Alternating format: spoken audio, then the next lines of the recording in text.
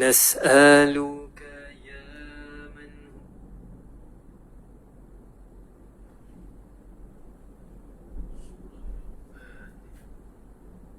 بسم الله الرحمن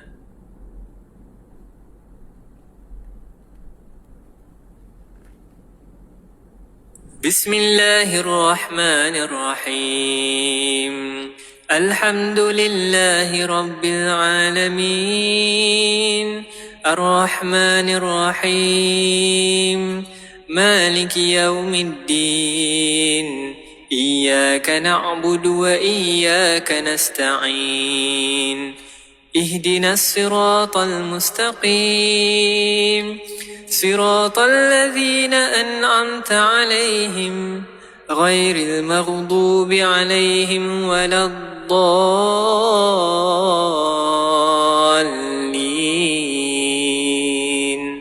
آمين.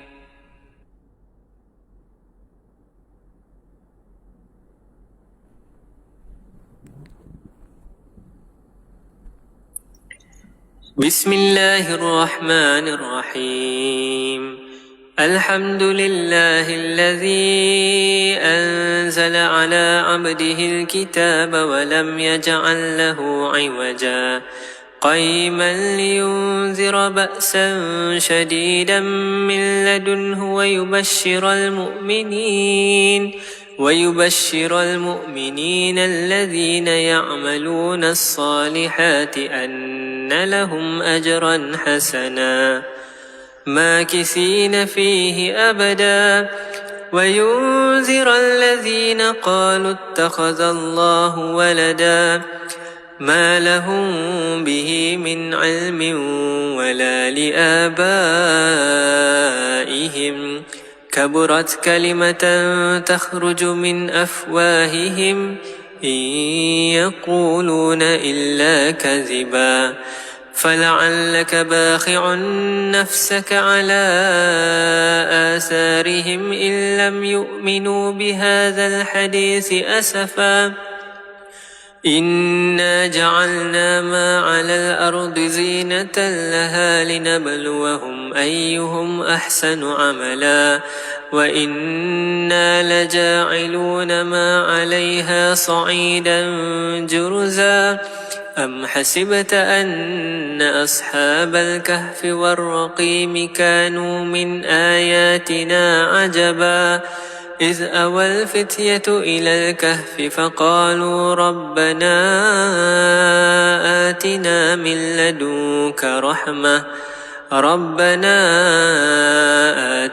من لدنك رحمة وهيئ لنا من أمرنا رشدا الذين كانت أعينهم في غطاء عن ذكري وكانوا لا يستطيعون سمعا أفحسب الذين كفروا أن يتخذوا عبادي من دوني أولياء إنا أعتدنا جهنم للكافرين نزلا قل هل ننبئكم بالأخسرين أعمالا الذين ضل سعيهم في الحياة الدنيا وهم يحسبون أنهم يحسنون صنعا أولئك الذين كفروا بآيات ربهم ولقائه فحبطت أعمالهم فلا نقيم لهم يوم القيامة وزنا ذلك جزاؤهم جهنم بما كفروا واتخذوا آياتي ورسلي هزوا إن الذين آمنوا وعملوا الصالحات كانت لهم جنات الفردوس نزلا خالدين فيها لا يبغون عنها حولا قل لو كان البحر مدادا لكلمات ربي لنفد البحر قبل أن تنفد كلمات ربي ولو جئنا بمثله مددا قل إنما أنا بشر مثلكم يوحى إلي أنما إلهكم إله واحد فمن كان يرجو لقاء ربه فليعمل عملا صالحا ولا يشرك بعبادة ربه أحدا. صدق الله العظيم.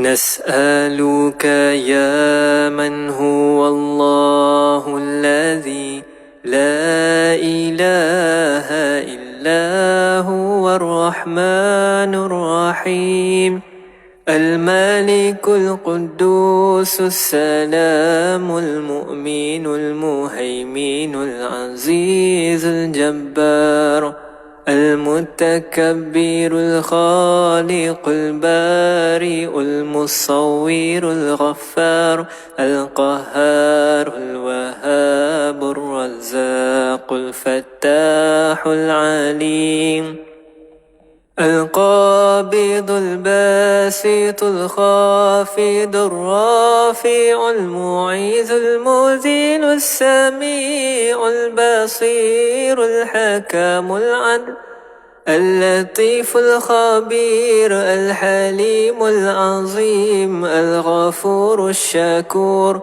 العلي الكبير الحفيظ المقيت الحسيب الجليل الكريم الرقيب المجيب الواسع الحكيم الودود المجيد الباعث الشهيد الحق الوكيل القوي المتين الولي الحميد المحسن المبدئ المعيد المحيي المميت الحي القيوم الواجد الماجد الواحد الأحد الصمد القادر المقتدر المقدم المؤخر الأول الآخر الظاهر الباطن الوالي المتعالي البار التواب المنتقم العفو الرؤوف المالك الملك ذو الجلال والإكرام المقسط الجامع الغني المغني المانع الضار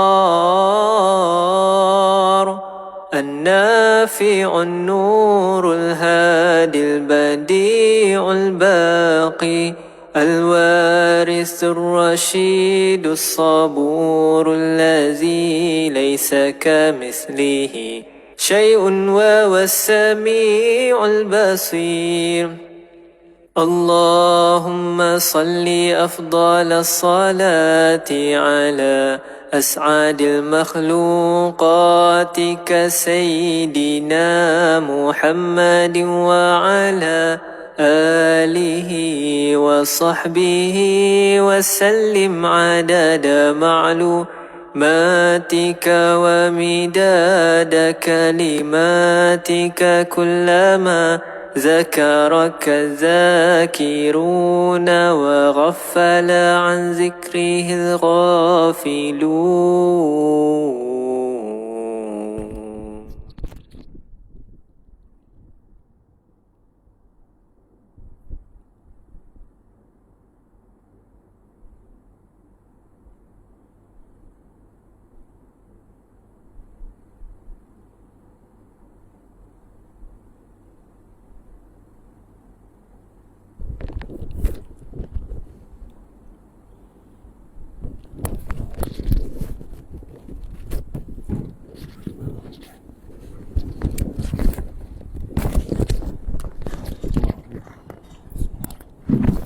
Bismillahirrahmanirrahim. Assalamualaikum warahmatullahi wabarakatuh. Alhamdulillah rabbil alamin. Wassalatu wassalamu ala asyrafil anbiya'i wal mursalin wa ala alihi wa sahbihi ajma'in. Allahumma salli ala sayyidina Muhammad wa ala alihi wa sahbihi ajma'in. Alhamdulillah, pertama-tamanya kesyukuran kita pada Allah Subhanahu wa taala yang mengizinkan kita untuk terus hidup pada hari ini. Segala-galanya daripada Allah Subhanahu wa taala, dan Allah Maha mengetahui segala-galanya, apa yang kita rahsiakan dan apa juga yang kita zahirkan dalam kehidupan kita. Sebagaimana Allah firmankan dalam ayat Quran yang berbunyi, a'udzubillahi minasyaitonir rajim, Rabbana innaka ta'lamu ma nukhfi wa ma nu'lin. Ya Allah, ini doa Nabi Ibrahim ketika mana berhadapan dengan cabaran-cabaran, liku-liku. Ayat ini diturunkan setelah Nabi Ibrahim berdoa kepada Allah, mengadu pada Allah setelah ditinggalkan, setelah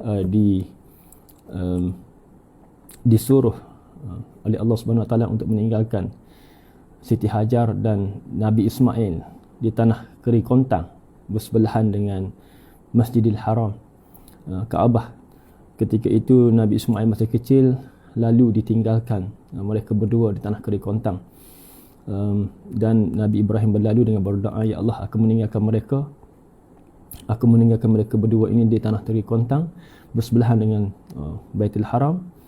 Kemudian Nabi Ibrahim mendoakan agar tempat itu subur, dan alhamdulillah hari ini tempat itu subur dengan pelbagai jenis buah-buahan. Dan Nabi Ibrahim mendoakan agar mereka mendirikan solat sebagai sumber kekuatan. Nabi Ibrahim berdoa juga tentang zuriat, menuju kepada Nabi Ismail yang masih kecil agar dia terus kuat. Kemudian dalam ayat yang saya bacakan tadi adalah berkaitan dengan Allah Maha mengetahui segala apa yang kita zahirkan dan apa yang kita rahsiakan. Maksudnya Allah Maha mengetahui segala-galanya, dan Allah lah yang mengetahui isi hati saya ketika ini bila mana ingin menyampaikan sedikit pesanan bersama untuk diri sendiri dan juga semua. Sebab apa? Sebab ustazah pada pagi ini tidak mampu untuk menyampaikan tazkirah, tapi ustazah kata teruskanlah Riyadhus Shalihin ini tanpa ada penangguhan lagi, sebab mencuba untuk menyampaikan, namun semalam ada kerana urusan sampai lewat malam, sampai pukul 2-3 pagi. Jadi ustazah agak kepenatan, dan insya-Allah pada pukul 10.30 nanti ada ceramah khas di FB Live di Melaka. Ustazah akan ke Melaka untuk satu ceramah nanti. Insya-Allah semua boleh mengikuti secara live dan juga melalui FB dan juga TikTok nanti, insya-Allah.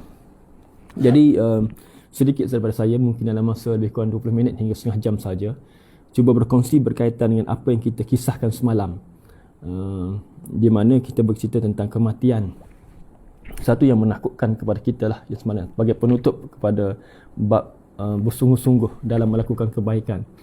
Jadi kalau kita lihat semalam bagaimana Allah memperingatkan kita dengan kesakitan ataupun kedahsyatan kematian. Dan jika kita dipanjangkan umur, kita akan bersendiri melihat azab, bukan melihat azab, melihat suasana ketakutan yang amat dahsyat, iaitu hari kiamat. Bila mana Allah gambarkan melalui surah Al-Waqi'ah di permulaannya, Allah gambarkan kedahsyatan hari kiamat tersebut yang bakal berlaku. Dalam surah yang mudah kita hafal adalah contohnya surah Al-Zalzalah. Al-Zalzalah contohnya kita baca Bismillahirrahmanirrahim, idza zulzilatil ardu zilzalaha, dan apabila bumi itu digoncang sekuat-kuatnya. Suasananya sangat menakutkan bila mana Allah menggoncang bumi ini sekuat-kuatnya. Bayangkan kalau kita dalam satu rumah bergegar, itu tidak pernah kita alami mungkin, tetapi bagi mereka yang mengalaminya sangat-sangat menakutkan. Kalau musibah-musibah dunia hari ini kita lihat adalah contohnya banjir. Ramai di kalangan kita ini yang terlibat dalam musibah banjir. Jadi itu banjir sendiri pun dah menakutkan. Banjir itu sangat menakutkan. Bila datangnya dengan mengejut, air naiknya ke parah dada, ke parah tengkok. Kemudian ada kisah-kisah pengalaman kami bila mana memberi bantuan banjir, dikisahkan kepada mereka air itu dah melebihi kepala dalam keadaan mereka tidak bersedia. Itu pun sudah menakutkan. Belum lagi bumi ini digoncangkan sekuat-kuatnya. Idza zulzilatil ardu zilzalaha wa akhrajatil ardu athqalaha faqala al insanu ma laha yawma idzin tuhaddisu akhbaraha. Kemudian bumi itu digoncang sekuat-kuatnya, maka keluarlah segala isi yang ada dalam perut bumi ini, keluar semua. Itu lagi menakutkan. Begitu juga Allah gambarkan dalam surah Al-Qari'ah yang kita selalu baca. Bismillahirrahmanirrahim. Al-Qari'ah mal Qari'ah wa ma adraka mal Qari'ah yauma yakunun nasu kal farashil mabthuth wa takunul jibalu kal ihnil manfus. Hari kiamat, Al-Qari'ah mal Qari'ah wa ma adraka mal Qari'ah, dan apa yang akan berlaku pada hari kiamat tersebut. Yauma yakunun nasu kal farashil mabthuth, dan manusia itu bertebang-tebangan sebagaimana bulu-bulu yang bertebangan. Masya-Allah, kalau kita membayangkan, ini pentingnya dalam selalu saya tekankan kepada diri sendiri agar kita membayangkan sesuatu. Bila mana Allah memberi satu kita peringatan, kita kena bayangkan. Bila Allah sebut tentang hari kiamat ini, kita bayangkan bahawasanya semua yang Allah janjikan itu pasti berlaku. Cuma kita yakin tak yakin bahawa kita ini selamat tak selamat. Kadang-kadang kita beramal dalam kehidupan kita ini, kita melakukan kebaikan, kita menjalani kehidupan dan kita meyakini kita ni Allah pilih, Allah terima, dan Allah pastikan kita ke syurga. Sedangkan dengan amalan yang sedikit, dengan amalan yang belum tentu diterima, dengan amalan yang belum tentu diterima, takut-takut kita tidak diterima oleh Allah Subhanahu Wa Taala. Ini yang menakutkan. Jadi pentingnya kita memikirkan tentang apa yang kita buat setiap hari, apa yang kita lakukan, adakah moga-moga kita diterima oleh Allah Subhanahu Wa Taala, agar kita tidak diperlihatkan azab yang dahsyat dan sebagainya, agar kita tidak terjerumus ke dalam neraka Allah Subhanahu Wa Taala. Dan bila mana kita membayangkan kedahsyatan hari kiamat tersebut, wa na'udzubillah, kita minta jauh, kita diperlihatkan manusia itu bertebang-tebangan. Manusia bukan kertas, bukan katakan benda-benda yang ringan, tetapi manusia itu bertebangan. Dan gunung itu dihancur sehancur-hancurnya. Gunung hancur-hancurnya. Membayangkan keadaan itu sangat-sangat menakutkan. Sangat-sangat menakutkan. Dan janji Allah itu pasti. Janji Allah pasti berlaku. Cuma kita doakanlah kita ini tergolong daripada mereka-mereka yang beramal soleh, yang diterima oleh Allah Subhanahu Wa Taala, agar kita tidak diperlihatkan dengan suasana yang dahsyat, suasana yang menakutkan. Lalu kita beramal dengan kebaikan. Selalu kita beramal, kena berfikir dahulu untuk melakukan kebaikan, ataupun berfikir dulu sebelum kita melakukan keburukan dalam kehidupan kita. Jadi kita pun ada satu ayat Allah Subhanahu Wa Taala juga, yang mana bila mana kita berhati-hati dalam kehidupan kita ini, kita pun belajar daripada satu surah Fussilat. Allah berfirman di mana kalau dari surah Yasin tu kita tahu ada satu ayat tu, pada hari kiamat ni manusia itu dikunci mulut dia, diikat tangan dia, kemudian dikunci semuanya, kemudian mulut yang berbicara tentang apa jua yang amal-amal yang dilakukan, kakinya, tangan dan sebagainya akan bercakap untuk menjadi saksi kepada Allah Subhanahu Wa Taala. Dalam surah Al-Fussilat lebih menakutkan kita bila mana kulit kita akan menjadi saksi.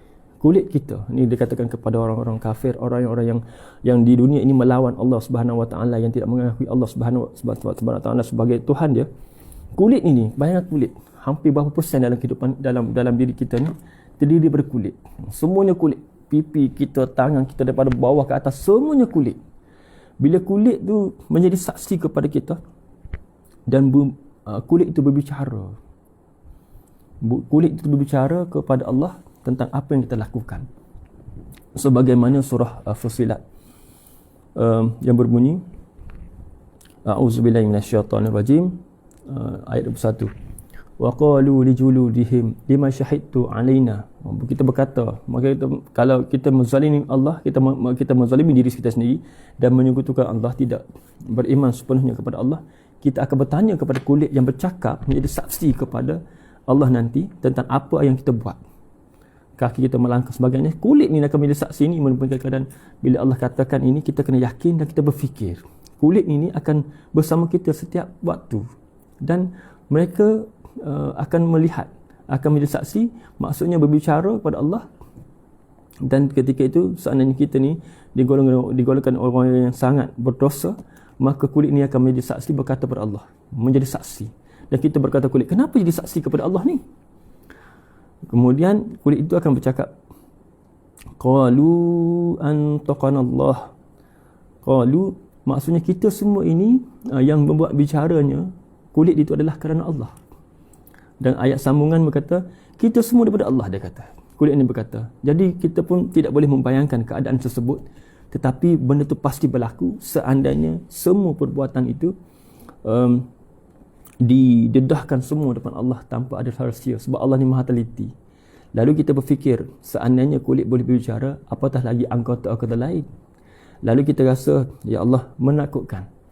Ketakutan inilah yang kita lalui dalam kehidupan kita ini, boleh menjadi satu panduan atau guideline bagaimana kita menjalani kehidupan ini. Bila bagi mereka yang berfikir, Allah tanya, afala ta'qilun, apakah kamu tidak berfikir dengan apa semua yang di hadapan kita? Itu kita melihat kepada peristiwa-peristiwa besar. Bagaimana pula dengan perkara-perkara yang kecil dalam kehidupan kita, yang kita rasa kecil lah, yang rasa kecil. Satunya adalah nikmat-nikmat Allah berikan kepada kita. Kadang-kadang tidak terfikir oleh kita. Contohnya bagaimana nikmat Allah yang Allah berikan kepada kita ini, kita anggap biasa, sedangkan diproses di luar sana tu sangat-sangat hebat. Contohnya adalah bagaimana kita melihat bumi itu sebagai bumi yang besar. Kita bayangkan bumi ni besar, nak pergi pun kena naik flight dan sebagainya. Tetapi di luar sana astronomi, orang yang melihat bumi ini, dia zoom ni, bumi ni terlalu kecil berbanding dengan planet-planet lain. Bima Sakti ni kan, bumi ni tak nampak pun, terlalu kecil, tak nampak di mana pun. Satu cakrawala, kata satu himpunan planet-planet ataupun bintang-bintang ni, di mana bumi kalau di zoom di luar sana tu memang tak nampak. Lalu yang kita bayangkan bumi ni besar ni, kemudian astronomi pun membayangkan, pun zoom lagi, zoom di mana Kuala Lumpur, zoom besar Kuala Lumpur. Kemudian mencari makhluk ataupun insan yang bernama Fazli contohnya. Bila mana mencari insan bernama Fazli, dia kena zoom lagi berapa puluh kali ganda, berapa ribu kali ganda zoom tu, baru dah jumpa insan yang bernama Fazli. Dia jumpa rumah dulu, baru jumpa insan, macam Google Earth kan, Google Map. Kemudian baru jumpa. Terlalu kecil nak bayangkan kepada kita. Cuma keadaan kita yang membesarkan diri kita. Kita anggap kita ni dah besar, kita hebat. Sedangkan kalau kita bandingkan diri kita dengan kampung, diri kita dengan wilayah, diri kita dengan satu negara, diri kita dengan satu planet, kemudian planet-planet lain, tak macam satu titik pun boleh tentu kita boleh dibandingkan dengan satu bumi yang besar. Maksudnya adalah kita ni terlalu kecil. Kita ni terlalu kecil untuk dibandingkan dengan seluruh alam ini. Kita ni terlalu kecil. Lalu kita bertanya pada diri kita, ya Allah, Allah ni maha hebat. Allah ni maha kuasa atas segala sesuatu. Kemudian kehebatan Allah melampaui segala-galanya. Itu kita membandingkan diri kita. Lalu bila kita fikir macam tu, boleh rasa alhamdulillah, rasa zikir itu datang. Rasa nak berzikir, rasa nak membesarkan Allah akan datang. Lalu dah keluarlah dari fikir itu, keluarlah Allahu Akbar ataupun zikir. Fikir mendatangkan zikir. Lalu kita berkata, terluahlah perkataan Allahu Akbar. Allah tu maha besar. Mana Allah boleh buat. Kita melihat lebih dekat pada diri kita. Bagaimana proses penglihatan mata kita. Kita lihat terus kita dapat image. Kita boleh lihat kerusi, terus datang kepala kita kerusi. Lihat whiteboard, datang whiteboard. Terjemahan di otak ni. Kemudian tengok buku, kita melihat kata okey buku. Maknanya proses itu tidak terlalu lama masa diambil. Kita tengok whiteboard 5 saat baru boleh, oh ini whiteboard. Tidak, on the spot. Sebab di sana dikatakan kelajuan cahaya, kita lihat pada kelajuan cahaya tu dalam di 3.810 darab 1008 kelajuan dia. Meter per second tak silap saya lah, ataupun kilometer per second, nanti kita cek balik, dah lupa lah.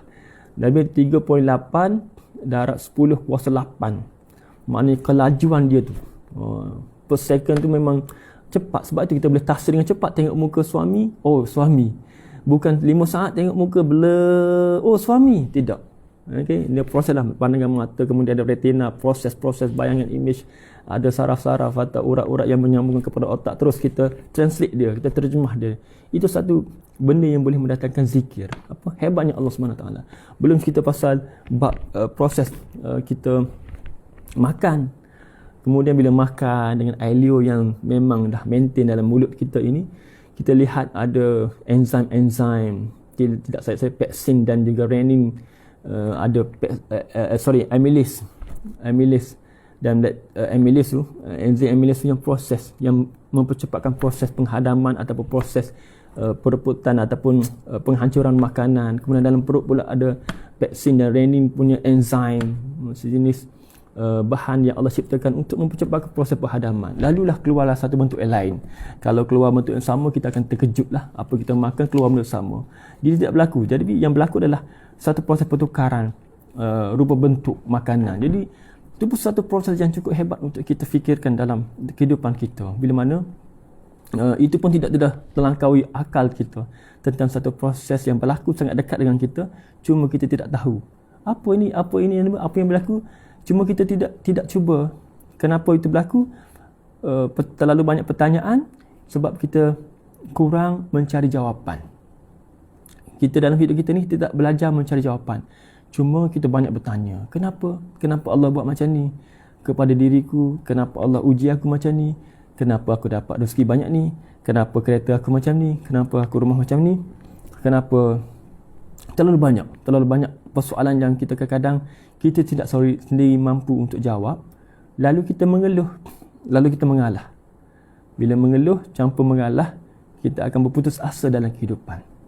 Sedangkan Allah banyak memberi nikmat kita yang tidak terhingga. Sedangkan kita tidak terjangkau oleh kita tentang nikmat-nikmat Allah berikan kita. Walaupun sesukar manapun kehidupan kita, pasti ada nikmat yang kadang-kadang Allah berikan kepada mereka yang diuji dengan ketidakcukupan, diuji dengan suami, isteri dan sebagainya, diuji. Tetapi bila mana ada hikmah tersirat yang diperolehi, mungkin memakan masa yang sekejap, mungkin memakan masa yang lama, barulah nampak, oh ya Allah, inilah hikmahnya, inilah kelebihannya. Yang pastinya walaupun lamanya, kehidupan kita cukup sementara. Sebab apa? Semuanya akan mati.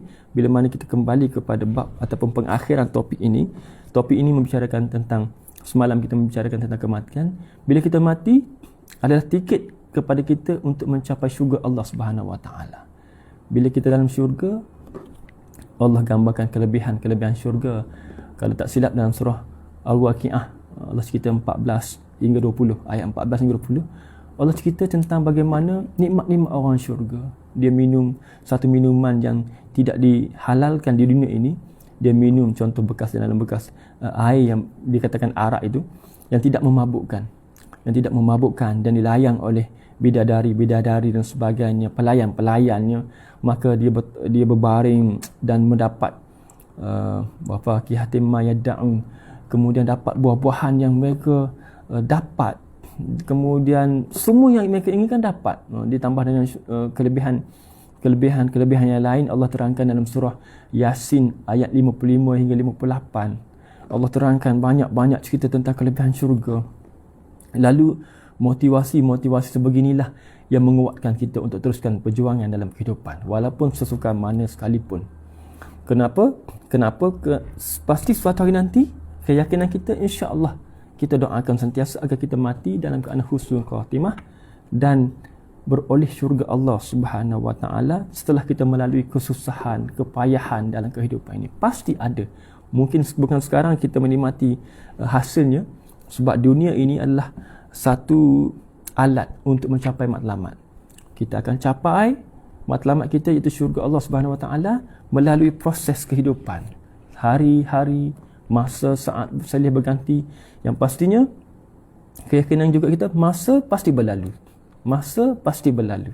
Hari ini akan berlalu, esok akan datang. Lusa, semalam dah berlalu dah. Semalam dah berlalu dah. Kalau kita fikir kehidupan kita ni terlalu cepat. Kalau dulu kita dinasihati oleh ibu kita, jangan main api, jangan buat ni, belajar bersungguh-sungguh.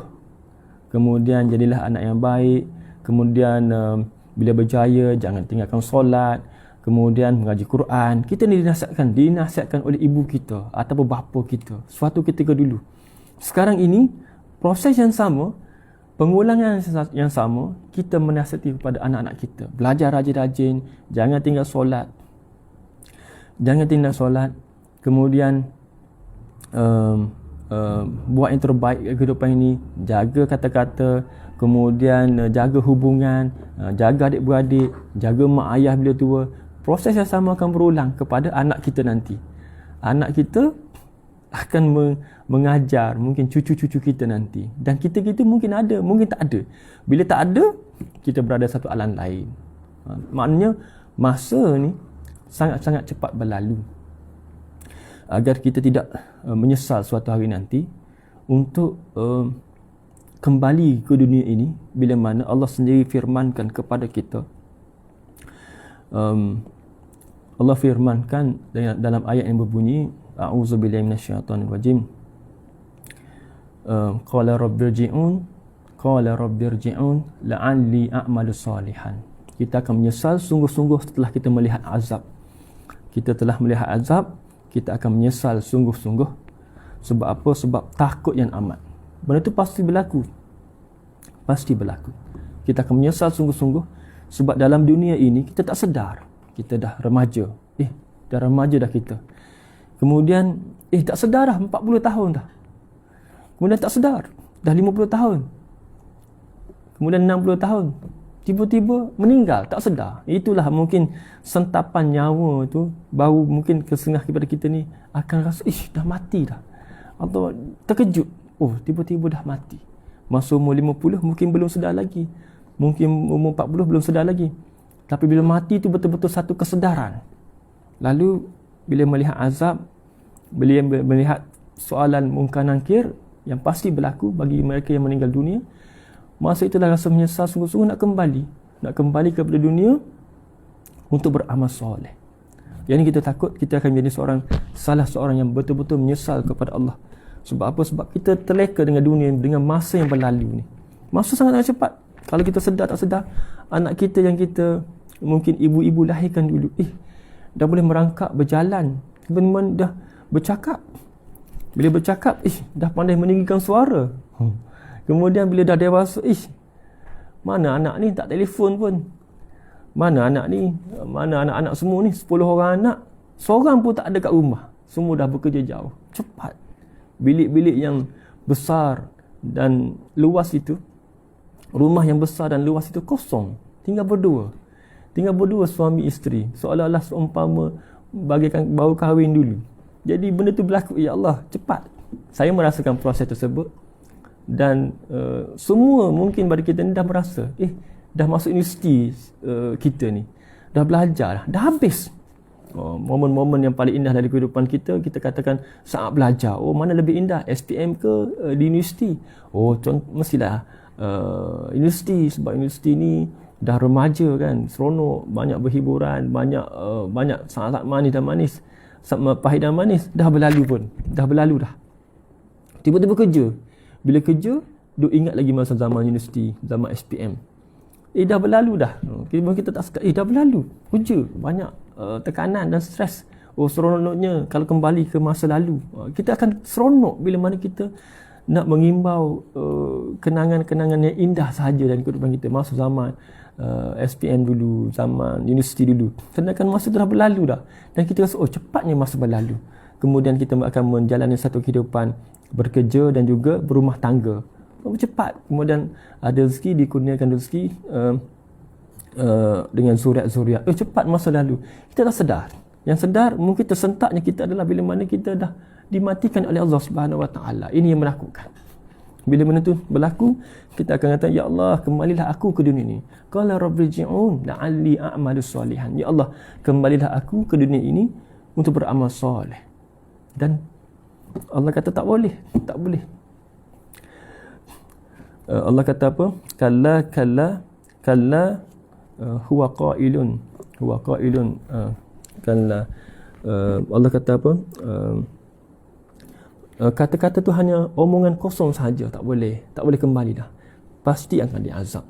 Bila diazab oleh Allah Subhanahu Wa Taala, antara ayat yang kita boleh tengok adalah dalam surah Al-Waqiah juga, sebab Allah dah pecahkan 3 golongan. Yang terawal, golongan yang datang kemudian, golongan yang mana golongan kanan dan golongan kiri. Golongan kiri itu adalah golongan yang menerima azab oleh Allah Subhanahu Wa Taala. Antara azabnya adalah dia akan minum air yang menggelegak. Bayangkan tuan-tuan, jangan try kat rumah Jangan try kat rumah nak try azab neraka, balik-balik ni bukan minum teh air panas, tetapi minum air yang menggelegak. Jangan. Itu sangat-sangat menyakitkan. Kalau nak test pun biarlah test air suam ataupun air teh yang dibancuh tu, cuahlah di tangan-tangan sikit.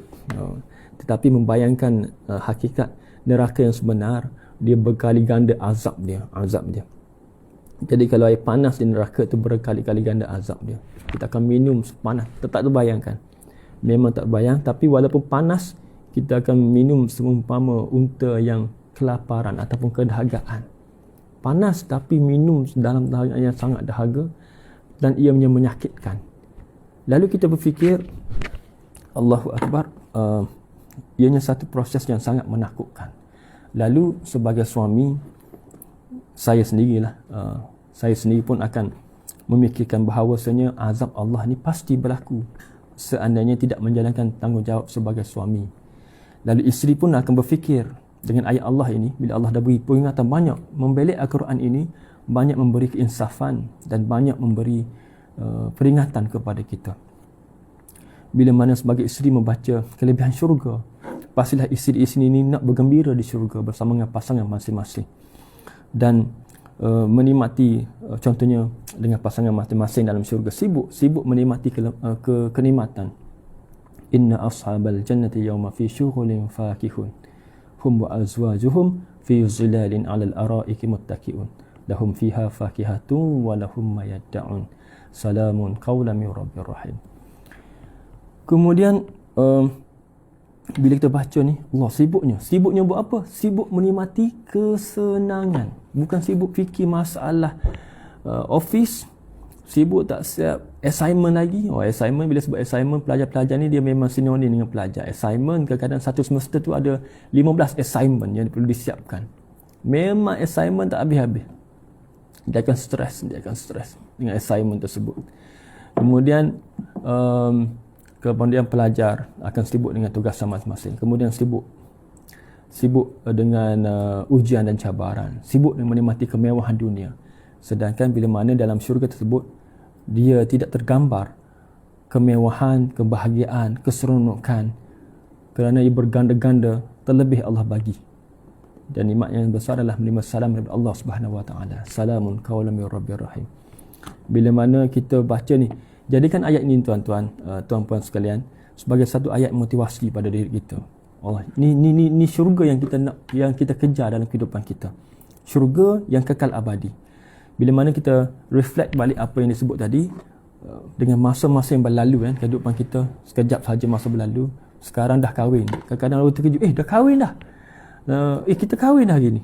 Contohnya, masa dulu bercinta lama, daripada darjah 1 bercinta sampai habis darjah 6. Kemudian dapat result sama-sama, sambung sekolah sama menengah, habis SPM sama-sama, bercinta lagi. Kemudian lepas universiti bercinta lagi sampailah habis universiti. Kemudian bekerja hampir 15 tahun bercinta, berkahwin, terkejut berkahwin dah kita. Kemudian lebih malang bila bercinta daripada sekolah rendah darjah 1, akhirnya bila nak kahwin tak jadilah. Ini pun ramai juga berlaku kan. Tapi jangan bersedih lah. Kita reflect balik, adakah dulu kita benar-benar cinta kerana Allah, ataupun cinta kita sebagai cinta manusia saja, cinta nak suka dijaga, suka dipanggil datuk, nenek masa bercinta dulu kan, dipanggil ayah, mama sebagainya, ataupun cinta kita benar-benar menjaga dalam batas syariat Allah Subhanahu Wa Taala. Itu lebih indah. Sebab ramai yang bercinta kadang-kadang memang bila kahwin jadi kurang manisnya. Sebab apa? Sebab terlalu lama bercinta, terlalu banyak pahit manis dalam bercinta itu. Jadi nak sebut adalah kita pun telah melalui masa-masa yang lalu. Dulu sibuk, kemudian bila Allah sebut nikmatilah keseronokan, maknanya dalam syurga itu nikmatlah keseronokan. Maksudnya adalah masa sangat pantas berlalu dan suatu hari nanti kita akan meninggal dunia. Dan bila kita meninggal dunia, itulah syarat dia adalah untuk ke syurga. Tetapi akan melalui proses azab kubur ataupun soal mungkar nakir dan sebagainya. Kemudian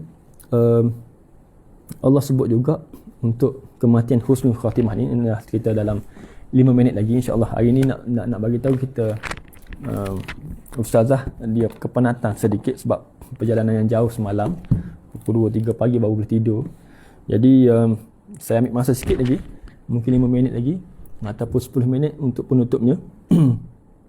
Sebab bila orang yang kurang berilmu berbicara, cuma ada tauliah motivasi saja dalam di Negeri Sembilan, dapat tauliah motivasi, bukan tauliah mengajar ilmu kitab dan sebagainya. Jadi pun tidak ada ilmu lah kira-kiranya, tapi bolehlah berkongsi sikit-sikit sebagai motivasi untuk diri sendiri dan juga semua di luar sana yang mengikuti live pagi ini, sebagai motivasi diri macam mana yang boleh kita rasakan sebagai saham lah. Allah beri peluang kita dan Allah nak suruh kita jadi macam sahabat-sahabat Nabi yang jejak langkahnya adalah maknanya dalam kehidupan mereka fikirkan tentang umat. Maknanya apa? Maksudnya dalam setiap perkara tu membesarkan Islam, kemudian cuba sampaikan Islam tu kepada semua yang seramai mungkin. Okey. Kemudian walaupun begitu kita kena ingat dakwah Nabi tu ke seluruh alam cahayanya. Dakwah Nabi tu ke seluruh alam cahayanya. Hebatnya Nabi ni bila mana dia tarbiyah Sayyidina Umar yang keras, yang salah seorang yang ingin membunuh dia tu, dia boleh menjadikan Sayyidina Umar ini seorang khalifah yang lembut, yang cepat menitiskan air mata, yang sangat-sangat memikirkan tentang akhirat, azab dia. Dia banyak memikirkan sehingga kan kezuhudan dia dalam memerintah negara itu dari seorang yang keras. Sebagaimana sahabat Nabi tu bila mana dia kata ni, kalau keldai masuk Islam pun boleh tentu Sayyidina Umar masuk Islam. Saya baca satu buku tulisan Tuan Guru Haji Abdul Adi Hawang tu yang terbaru tu, kisah 4 orang sahabat tu kan, menunjukkan kerasnya hati Umar ni. Sahabat-sahabat tak percaya bagaimana Sayyidina Umar boleh memeluk Islam. Tetapi bila mana Sayyidina Umar memeluk Islam, hatinya sangat-sangat lembut. Masya Allah, sangat-sangat lembut dan juga hasil teladan ataupun tarbiyah daripada Rasulullah sallallahu alaihi wasallam. Dan keilmuan Sayyidina Umar ni memang hebatlah. Sebab antara ada ayat-ayat Quran ini diturunkan sebab dengan pendapat ataupun ilham daripada Allah kepada Sayyidina Umar ni yang membenarkan kata-kata Sayyidina Umar. Contohnya solat di Makam Ibrahim. Dan Makam Ibrahim tu dia kata boleh membenarkan, boleh solat kat situ. Malah tempat itu dikatakan tempat yang mustajab doa. Okey, itu selingannya lah. Kita ni kena belajar daripada sirah juga. Belajar daripada sirah supaya kita ni banyak jadikan sirah sahabat-sahabat ini sebagai panduan dalam kehidupan kita. Dan Nabi dah tunjukkan kepada kita contoh teladan yang hebat dalam dakwahkannya seluruh alam ni, cahaya seluruh alam. Kita ni cuma mungkin satu liling di seluruh malam. Satu liling seluruh malam. Maknanya kecilnya hanya. Teringat lagu-lagu lama lagu lama dulu kan. Satu lilin seluruh malam. Maksudnya kita ni kecil sangat nak dibandingkan dengan perjuangan Nabi Muhammad sallallahu alaihi wasallam dan para sahabat. Kita ni kecil sangat dibandingkan dengan apa yang Allah ciptakan satu alam tadi. Permulaan tadi kan, permulaan cerita tadi. permulaan cerita tadi, di awal mukadimah tadi kita lihat bumi ni kita lihat besar, dan tapi di luar sana terlalu besar lagi sehingga bumi ni terpadam dengan titik-titik kecil ataupun tidak terhilang langsung dalam Bima Sakti ni, satu alam cakrawala ni yang cukup hebat Allah ciptakan ni. Jadi kita dalam bumi ni yang besar ni, kita lagi kecil sebenarnya berbanding dengan sistem Bima Sakti yang Allah ciptakan. Jadi kita rasa kita kedil sangat di sisi Allah Subhanahu Wa Taala, kedil sangat. Kemudian bila kita sekedil tu, seharusnya kita fikir Allah, ya Allah, hebatnya ciptaan Allah ni. Lalu saya tadi merungkaikan kepada proses pencernaan dalam badan kita dengan enzim-enzim dan sebagainya, dengan proses pandangan mata kita. Kemudian itulah antara nikmat-nikmat sebab saya mereflect kepada perbincangan tentang hari kiamat tadi dan juga berkaitan dengan kematian. Jadi sahabat-sahabat semua, sebagai penutupnya insya-Allah kita akan lihat antara 3-4 tanda lah berkaitan dengan husnul khatimah. Sebab apa? Sebab semalam kita membicarakan tentang hadis berkaitan kematian. Lalu kita ni sering mendengar, oh dah mati dah. Oh mati, meninggal pagi tadi. Meninggal dalam keadaan kebaikan, meninggal ketika solat, meninggal ketika rukuk, meninggal ketika sujud, meninggal ketika sedang baca buku, meninggal ketika berkuliah, berkhutbah dan sebagainya. Moga-moga kita pun sejujurnya dalam diri kita ni semua nak mati dalam husnul khatimah. Sejujurnya semua nak mati dalam husnul khatimah. Semua nak buat. Semua nak mati dalam husnul khatimah. Orang kata orang yang baik saja, bila kita cakap tentang husnul khatimah, mati yang baik ni, ada tanda-tanda dia lah. Ada tanda-tanda dia. Orang bercerita tentang kebaikan. Bila orang sebut, oh dah mati dah, Pak Mat dah mati. Kemudian apa kebaikan dia? Orang sebut, oh mati malam Jumaat contohnya. Kenapa dia boleh Allah pilih dia mati malam Jumaat? Oh sebut dia banyak sedekah, dia banyak tolong anak yatim, dia selalu beri nasihat kepada anak-anak muda, dia selalu menunjukkan contoh taulan yang baik. Maksudnya reflect kepada amal-amal yang baik. Dulu teringat dulu masa kecil dulu, bila mana ibu-ibu kita kan, ibu-ibu kita mendidik kita. Teringat satu pengalaman bila mana ibu saya pernah mendidik cara dia lah. Satunya bila mana kita berkawan kan, kita berkawan selalu bergaduh. Kecil-kecil dulu selalu bergaduh. Hero, semua hero. Semua anak-anak kampung ni hero. Anak-anak bandar pun hero juga. Kemudian bila hero ni, bila berkawan mesti nak bergaduh. Bila berkawan seronok pun bergaduh. Berkawan seronok bergaduh. Macam-macam dulu. Kalau ingat sejarah dulu main macam-macam. Main baling slipper. Oh, itu kalau tu zaman 80-an memang akan jadi banyak yang ramai yang jadi juara baling slipper. Kemudian ada rotan panjang dan juga rotan pendek. Kemudian ada main getah, lompat. Dulu pun saya antara juara getah. Lompat getah kan. Seorang pegang kiri, seorang pegang kanan. Kemudian lompat. Lelaki pun main. Jangan kata perempuan saja, lelaki pun main. Dulu-dulu kan. Siapa yang ingat benda ni, mestilah daripada zaman 80-an, zaman 90-an kan. Main kejar-kejar kan. Kemudian bila main-main gaduh. Bila main gaduh. Ingat satu lagi, saya di baling batu. Kena kat sini. Kena kat sini kan. Sakitnya kat sini lah. Kemudian bila menangis tu daripada Padang sampai rumah jauh. Menangis. Zaman dulu. Dulu menangis. Daripada Padang tu sampai rumah nangis. Balik rumah mengadu kat mak. Ingat mak akan support kita. Betul. Semua akan mengadu pada mak ayah. Mengharapkan satu je. Mak ayah akan support kita. Agak-agak lebih jauh lagi, mak ayah akan bawa kita pergi jumpa kawan kita, marah kawan kita. Itu kita punya harapan. Tapi bila mana sampai rumah, mak kata apa? Tak apalah, orang buat kita, jangan kita buat orang. Terdiam, berhenti terus nangis. Sebab apa? Kita mengharapkan lain, kita dapat lain. Kemudian itu yang kita ingat. Jadi kita belajar. Sampai ketua ini kita ingat, apa pun jangan buat orang. Orang buat kita tak apa, jangan buat orang. Itu saya ingat sampai sekarang lah. Jadi bila kita belajar sesuatu, sekarang kita fikir, kenapa dulu mak tak ayah ni tak ajak macam sekarang. Contoh, maaf bukan macam sekarang, macam ni di dunia lain, planet lain.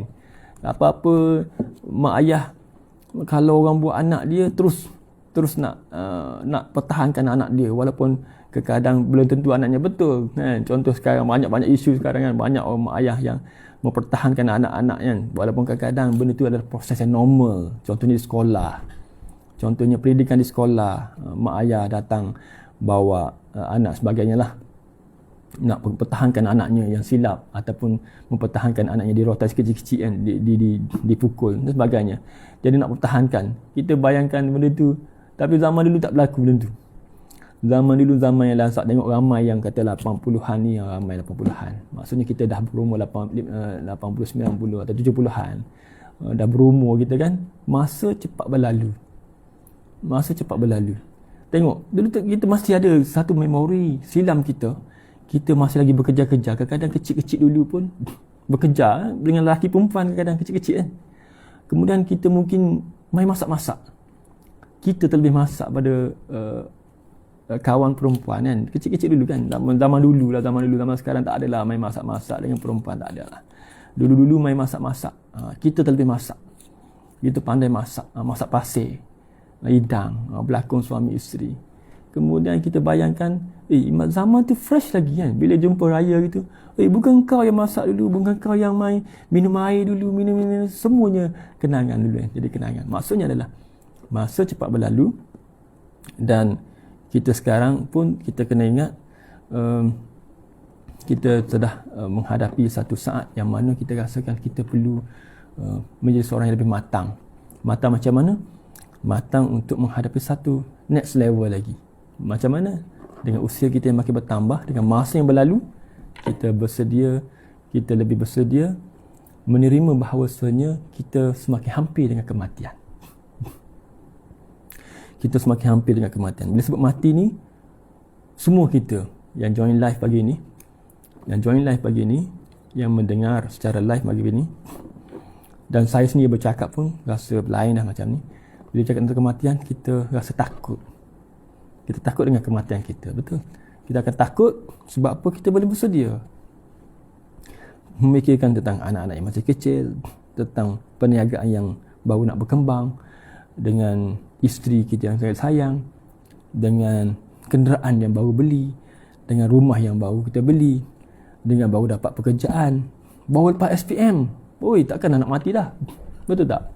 Takkan lepas SPM dapat result cemerlang, takkan nak cerita pasal kematian. Mestilah cerita tentang benda yang menyeronokkan. Betul? Jadi saya sendiri bercakap pun kadang-kadang merasa takut untuk berbicara lebih-lebih tentang kematian. Sedangkan Allah kata pasti tu mati. Mati tu pasti. Kulli nafsin dha'iqatul maut. Setiap yang bernyawa, kita semua bernyawa, pasti akan merasai mati. Pasti. Kemudian bila kita pasti tu, macam tadilah kita kembali pada ayat tadi, bila kita mati, kita tidak nak jadi orang yang menyesal setelah kita melihat azab Allah Subhanahu Wa Taala. Nak kembali, la'alli a'malu salihan. Ingat ayat ni, la'alli a'malu salihan. Kenapa nak kembali dunia ni? Adakah nak mengimbau ke memori daun pisang dulu ke? Memori main-main, memori zaman kanak-kanak. Nak mengimbau balik, bukan sekadar mengimbau kita nak kembali ni. Kita nak kembali, kita nak beramal soleh. Kita nak kembali pada Allah, kita nak kembali untuk beramal soleh. Jadi banyak benda yang kita boleh bicarakan tentang kematian. Dan semalam pun kita tentang Ustazah dah share tentang satu hadis berkaitan dengan husnul khatimah. 3 poin yang kita boleh ambil antaranya adalah bagaimana tanda-tanda yang biasa orang bercakap bila mana dia kembali kepada Allah Subhanahu Wa Taala. Ini cita-cita kita semua. Apa cita-cita kita? Kita nak kembali kepada Allah dalam keadaan husnul khatimah. Bila mati dalam keadaan husnul khatimah, insya-Allah syurgalah untuk kita. Tandanya adalah ni sabda hadis Nabi riwayat Abu Dawud. Man kana akhiru kalamihi la ilaha illallah dakhalal jannah. Artinya, sesiapa yang akhir ucapannya la ilaha illallah, nescaya dia masuk syurga. insya-Allah ini ramai di kalangan kita, ramai di kalangan kita yang dapat mengucapkan kalimah la ilaha illallah. Saya sendiri pun pernah menyaksikan bagaimana seorang insan tu lepas solat sunat Jumaat dia rebah. Lepas solat sunat Jumaat dia rebah, terbaring dan meninggal dunia. Dan sempat diajarkan la ilaha illallah dan sempat tengok dia menyebutnya kalimah la ilaha illallah hari Jumaat. Kemudian sempat sebut la ilaha illallah. Jadi itu kematian-kematian ni kita kena cemburui. Sebab apa? Kita pun nak mati macam dia. Kita takut ni dengan usia yang Allah beri panjang ni pada kita. Kita takut kita mati dalam keadaan kita lalai dengan nikmat Allah Subhanahu Wa Taala. Lalai dalam kita masih mengejar dunia. Sibuk sangat-sangat. Kita melupakan tanggungjawab kita sebagai seorang Muslim dan dalam keadaan kita kurang bersyukur. Kalau orang tu menunaikan benda yang wajib, contohnya solat, tunai solat 5 waktu, itu adalah sebagai tanda kehambaan kepada Allah Subhanahu Wa Taala. Manakala tanda syukur ini dilebihkan ibadah dia dengan amal sunnah, amalan sunat, lebihkan berzikir, lebihkan bersedekah, lebihkan membantu orang. Itu tanda syukur. Tanda syukur tu, kita bila syukur, insya-Allah Allah akan tambah lagi nikmat tersebut yang Allah berikan kepada kita. Okey, insya-Allah. Jadi itu tanda pertama, mengucap kalimah la ilaha illallah, insya-Allah. Yang kedua adalah mati pada malam Jumaat atau siangnya. Orang tadi yang saya melihat, pak cik tadi, rupa-rupanya dia istiqamah sangat dengan masjid. Yang selalu kita lihat dia adalah suka membersihkan masjid dan dia banyak membantu dalam dakwah lah. Jadi Allah beri dia satu kalimah la ilaha illallah di akhir kalam dia, di akhir ucapan dia kalimah la ilaha illallah. Kemudian dia juga mati pada siang Jumaat.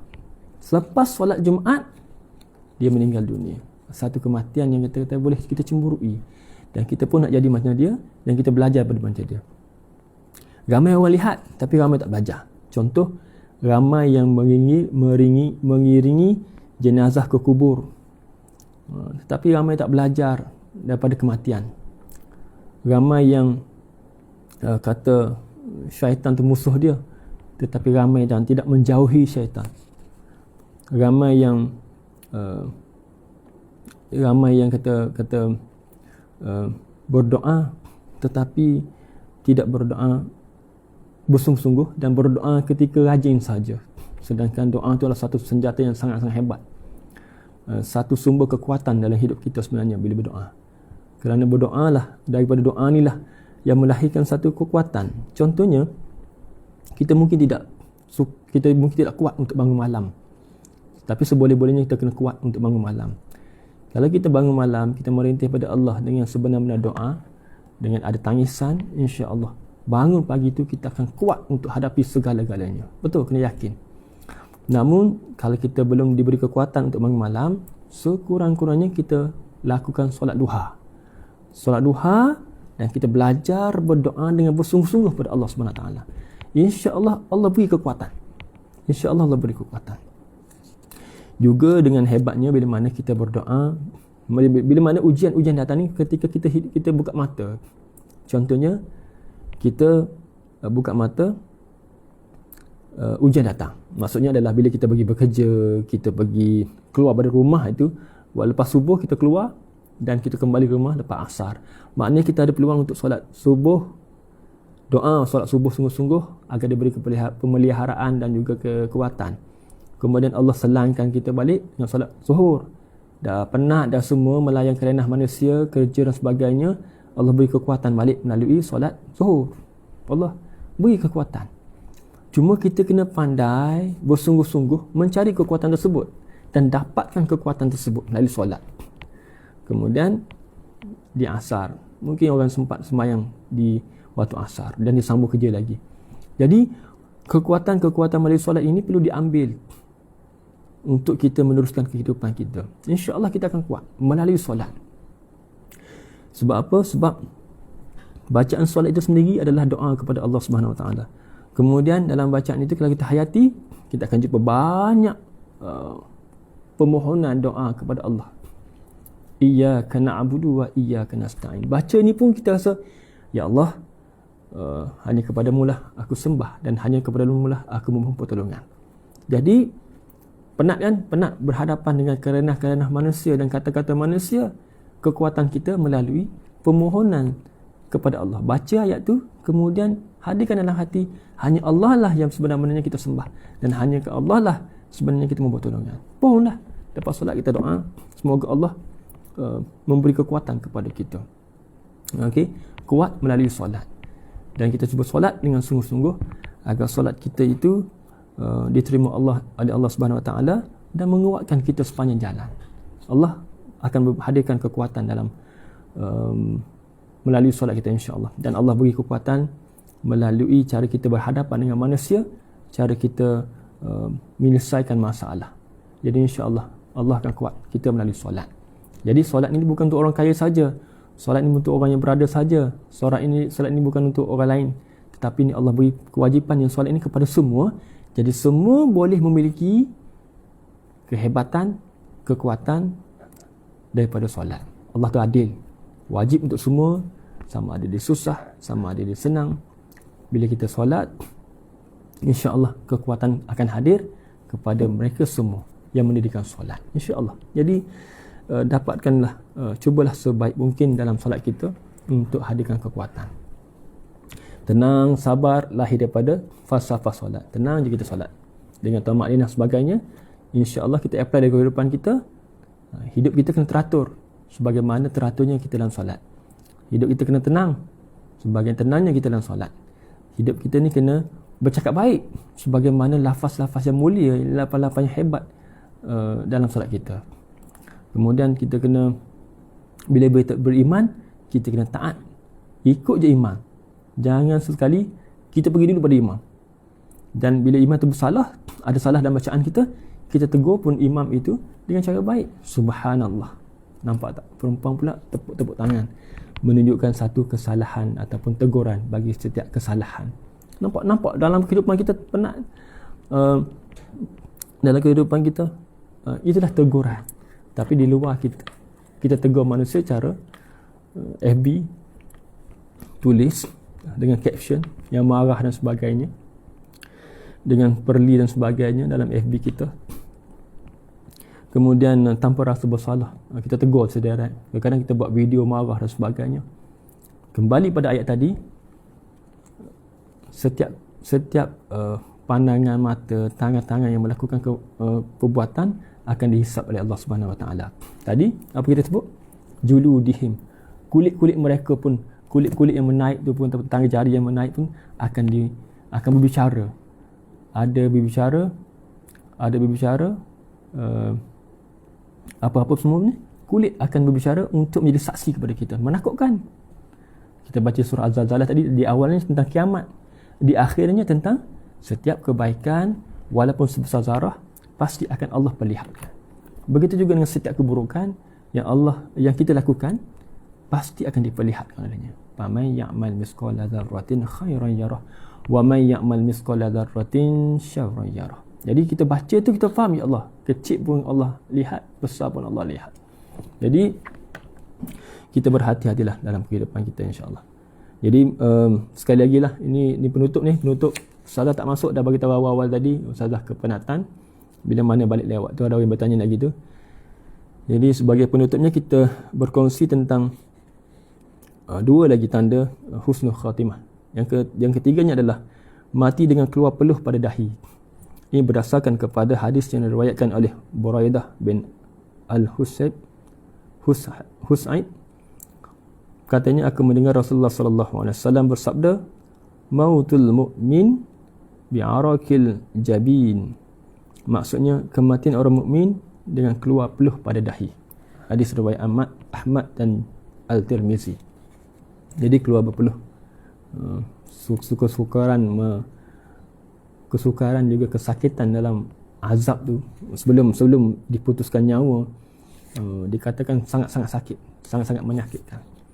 Dan tanda itu orang yang berpeluh sebagai satu tanda orang yang kematian orang mukmin, orang yang baik dalam keadaan husnul khatimah.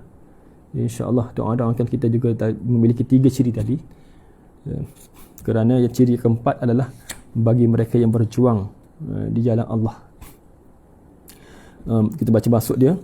Dan jangan sekali kamu menyangka orang yang terbunuh, yang gugur syahid pada jalan Allah itu mati.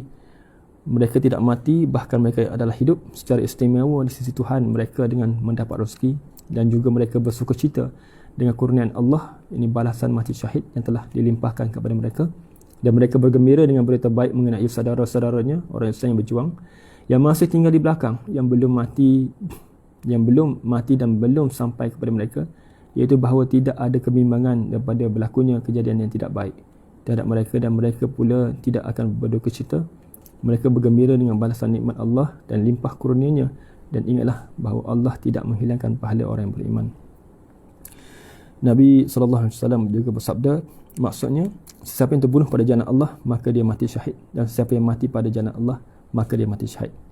Mati syahid ni mati yang Allah anugerahkan kepada mereka yang berjuang, berperang di jalan Allah. Tapi moga-moga Allah juga memberi pahala yang sama kepada kita yang berjuang atau menegakkan Islam di muka bumi ini, yang menyampaikan perkara-perkara yang baik, berdakwah melalui lisan, menyampaikan perkara-perkara yang boleh mengundang kepada gerakan hati manusia untuk kembali kepada Allah Subhanahu Wa Taala. Moga-moga kita pun sentiasa menyampaikan itu, kira berdakwah ataupun berjuang di jalan Allah. Moga-moga kita mengharapkan pahala sebenarnya yang rupa, sebab di akhir zaman ini mungkin tidak ada peperangan, melainkan peperangan kita nanti mungkin dengan hadirnya Dajjal dan tentera-tenteranya menjadi pengikut Imam Mahdi dan juga Nabi Isa AS. Itu antara yang pasti disebut akan berlaku. Mungkin kita berdoakanlah agar tidak berlaku peperangan melawan orang-orang yang ingin menghancurkan negara kita dan sebagainya. Kerana mempertahankan negara adalah kewajipan kepada kita. Moga-moga orang yang berjuang di Allah selalu berdakwah siang dan malam, juga dianugerahkan husnul khatimah oleh Allah Subhanahu Wa Taala. Kemudian disebut juga adalah mati kerana penyakit taun, mati kerana penyakit dalam perut, mati dengan sebab runtuhan dan lemas, mati kebakaran dan TB. Ini ada hadis banyak, ada lebih kurang 12. Yang kita boleh pilih adalah 3 tadi yang mungkin dekat dengan kita. Kita cuba beramal baik, kita beramal. Kalau boleh kita sentiasa berzikirlah. Basahkan lidah kita dengan la ilaha illallah. Timbangannya sangat-sangat hebat. Amalan berzikir la ilaha illallah, alhamdulillah tamlaul mizan. Yang disebut alhamdulillah pun adalah memenuhi timbangan. Kemudian kita pun mati atas amal yang soleh pun adalah di antara ciri mereka yang husnul khatimah. Jadi itu saja untuk pertemuan kali ini. Terlebih panjang pula, katanya adalah 20 minit saja. Sekarang dah hampir 50 minit atau sejam. Jadi penutupnya adalah sebagai kesimpulan, sebab ustazah nak rehat, bukan nak rehat sangat, tapi memang bangun pagi ni macam-macam tak larat sangat, sebab perlukan rehat sedikit, tidur lewat semalam, perlu rehat untuk berceramah secara live. Nanti boleh tengok pukul 10.30 ustazah akan berada di penjara. Masuk penjara ustazah ini, tak silap saya, di AADK ataupun sekejap saya tengok ustazah punya ceramah. From Zero to Hero, 10.30 pagi hingga 11.30 pagi. Hari ini ustazah berada di Puspen, Pusat Pemulihan Narkotik Tampin dengan tajuk From Zero to Hero. Jadi insya-Allah ustazah akan berada di sana dan juga akan buat live. Boleh join. Jadi sebagai kesimpulan, di awal tadi kita bicara tentang takutnya tentang kematian. Bila mana semua mati, semua nak kembali ke dunia ini, dengan ayat Al-Quran tadi lah, qala rabbiji'un la'alli a'malu salihan. Bila mati, kita semua nak kembali. Kalau kita ni tak beramal soleh di dunia ini, ketika ini, kita pasti nak kembali dan juga jadi orang soleh, jadi orang baik. Sebab apa? Kebaikan itulah yang menjamin kepada kesenangan, Malah orang yang baik ini, orang yang istiqamah dengan kebaikan ini, fastaqamu tatanazzalu alaihim malaikah. Kemudian Allah perlihatkan, Allah hantarkan malaikah, alla takhafu wa la tahzanu. Jangan takut, jangan bimbang. Malaikat tu berkata, jangan takut, jangan bimbang ketika kena azab tu. Wa abshiru bil jannah. Wa abshiru bil jannah. Kemudian diperlihatkan tentang syurga. Masya-Allah. Ini orang nazak dikatakan dalam ayat tadi, tafsirnya adalah orang yang nazak diperlihatkan oleh Allah. Orang yang nazak tadi diperlihatkan oleh Allah tentang syurga. Lalu dikatakan mereka tersenyum. Ada yang sebab kita lihat kadang-kadang orang mungkinlah kita pun tak boleh menjaminkan, tetapi bila ketika nazak tu tafsir tu ada kata menyebut bahawa ketika nazak itu bagi orang yang mustaqim, fastaqimu orang yang berkata qalu rabbuna Allah, orang yang berkata Allah ni Tuhanku, dan beramal dengan kebaikan, beramal dengan suruhan Allah dan meninggalkan larangan Allah, kemudian dia istiqamah dengan kebaikan, wa abshiru bil jannah. Malaikat tu kata, jangan takut, la takhaf wa la tahzanu. Jangan kamu takut, jangan bimbang. Wa abshiru bil jannah. Kemudian diperlihatkan dengan syurga. Masya Allah. Diperlihatkan dulu pun dah rasa, ya Allah, mengalir air mata. Rasa kalau kita dengar ni pun rasa, ya Allah, diperlihatkan dengan syurga kan. Dia dengar pun seronok kan, dah seronok. Apatah lagi bila suatu hari nanti merasai sendiri nikmatnya syurga. Jadi kita juga bercerita tentang kita kena bertahan dengan kehidupan ini, bertahan dengan kebaikan, menghadapi cabaran-cabaran kita.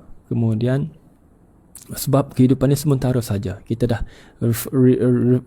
refresh balik memori daun pisang kita dulu, memori 80-an 90-an dulu. Sekarang kita dah jadi mak-mak orang, kita bercakap balik benda yang sama. Mak-mak kita dulu marah kita, dulu kita tak faham, dulu kita memberontak. Sekarang ni kita kena pastikan teguran-teguran kita itu sentiasa diberikan kepada anak-anak, dan pastikan mereka juga tidak memberontak sebagaimana kita. Kita belajar daripada dulu. Sekarang kita yang implement sekarang, kita yang buat sekarang. Jadi moga-moga kita belajar sesuatu masa kecil kita dulu, dan sekarang kita dah jadi orang dewasa, mungkin dah tua, saya sendiri pun dah tua. Jadi kita belajar sesuatu. Masa cepat berlalu dan kematian menghampiri kita. Kullu nafsin dha'iqatul maut. Setiap bernyawa pasti akan merasa mati, dan mati itu benda yang sangat-sangat menakutkan. Kita dah sebut tadi kan, kita takut sebab kita selalu sayang dengan dunia ini. Bila kita sayang dengan sesuatu, pasti kita tak boleh melepaskannya dengan mudah. Kita sayang sesuatu, kita tak akan melepaskannya, ataupun kita tak boleh lupakannya dengan mudah. Jadi kita sayang dunia, kita tak boleh lepas dunia. Kita sayang kereta, kita rasa nak tidur dalam kereta, tidur peluk kereta, sebab sayang kan. Jadi kita sayang sangat. Tapi kematian itu pemutus segala-galanya. Kita bila cakap buat kematian, semua takut, memang menakutkan. Tetapi Allah beri pilihan kepada kita. Yang pertama adalah syurga itu kekal abadi, nak apa pun boleh, lebih pada dunia kita boleh. Yang keduanya adalah kita kena beramal untuk mendapat husnul khatimah. Setiap orang kena ada cita-cita untuk dapatkan husnul khatimah. Jadi itu saja untuk kali ini, dan seperti biasa mungkin saya akhiri kuliah pada pagi ini adalah dengan dua perkara. Pertama, insya-Allah pada hari Rabu ini, pada hari Khamis, kami akan bertolak ke Sarawak, insya-Allah. Kami akan bertolak ke Sarawak 23 Jun pagi. Kami akan bertolak ke Sarawak. Kemudian terus membuat misi bantuan. Kemudian ada perkampungan yang kami pergi. Kemudian malamnya adalah ceramah di Masjid Darul Hana, Pantingan. Kemudian malam besoknya adalah di Dewan, pagi besoknya adalah pagi 24 tu di Dewan Besar Hikmah. Kemudian malamnya adalah Masjid Darul Akmal, Sam Aryang. Ada perjalanan 4 jam kami kena lalui. 4 jam naik kereta, masuk ke daerah Gedong untuk kuliah maghrib.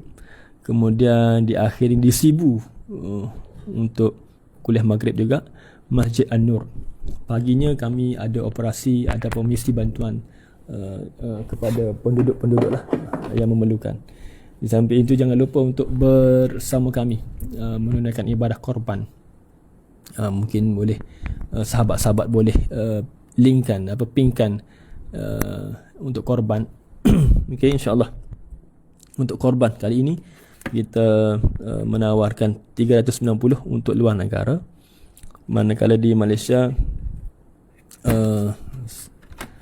berharga 780 untuk lembu yang medium. InsyaAllah sama-sama kita menunaikan korban bersama dengan sahabat Amal Care yang dinaungi oleh yang diketuai oleh Ustazah Asma Harun, dan insya-Allah kita punya target tahun ini adalah untuk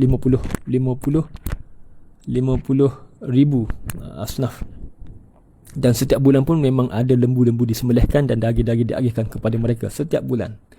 Setiap bulan pasti ada, insya-Allah telah kita buktikan pada bulan lepas.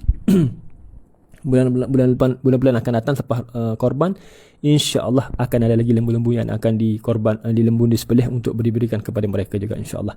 Doakan semua kesihatan yang berterusan untuk ustazah. Moga-moga ustazah terus kuat untuk menyampaikan ilmu dan berkongsi dengan semua, dan moga-moga ada kebaikan untuk semua, untuk terus istiqamah dalam kebaikan. Semalam bila kami